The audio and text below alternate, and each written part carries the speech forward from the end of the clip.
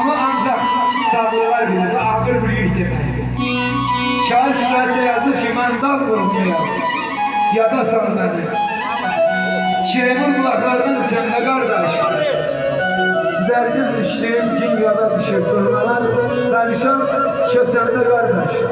Anasız kalmışım. Dağlar anaydı. Deyirəm. Burada el yanınca Kəlbəcərdə donaydı. Özanın fələyin qolu sınaydı. Bak bize bu baktı. İçəndə kardeş.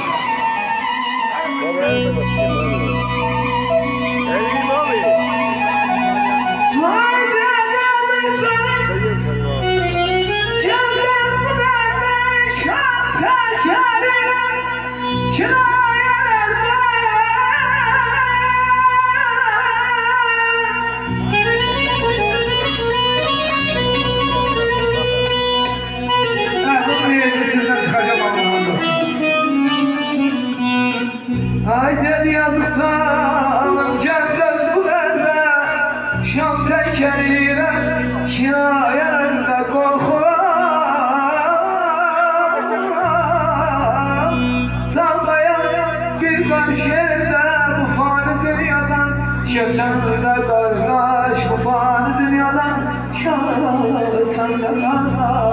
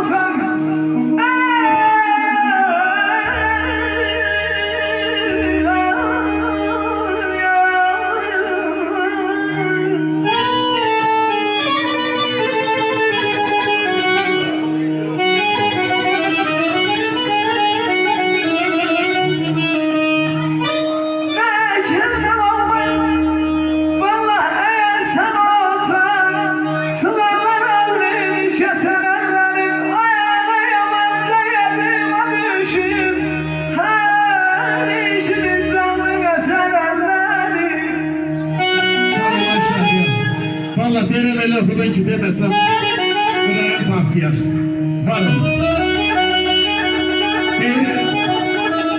Varamın Mesleşim bırakıntı kaldan dolu Yüreğin sarsılmaz Dağlar gülümü Dolumun kıymeti gözümün nuru şerefi müşahretim şanımsan Ana sen beni yaşadan sağımsın Ana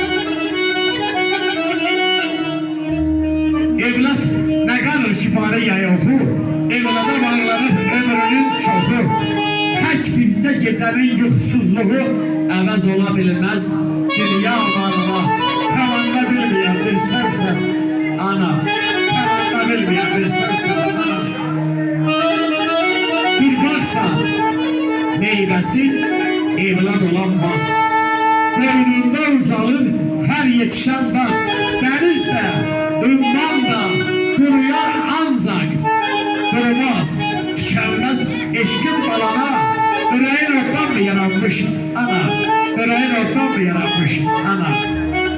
Odur elçiler, odur efendim. Teşekkür ederim. Neresinden bir ben değil.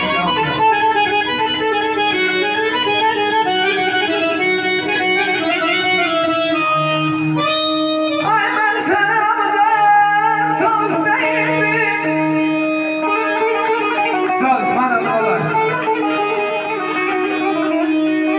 Ben sana bundan çok sevdim. Sen bana tez unutmuşsan.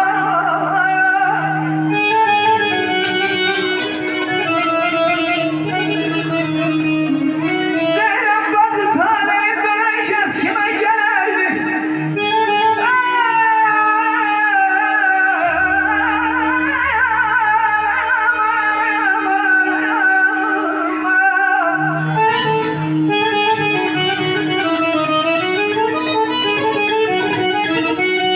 Tane dönüşeceğiz kime geldi? Bazı sen de beni bir umut mu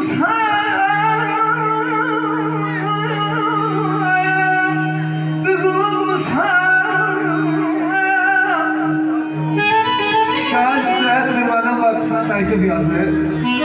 Yazı şifacı. Ben sana ondan çok sevdim. Sen bana ondan tez unutmuşsan. Ay zalim balası.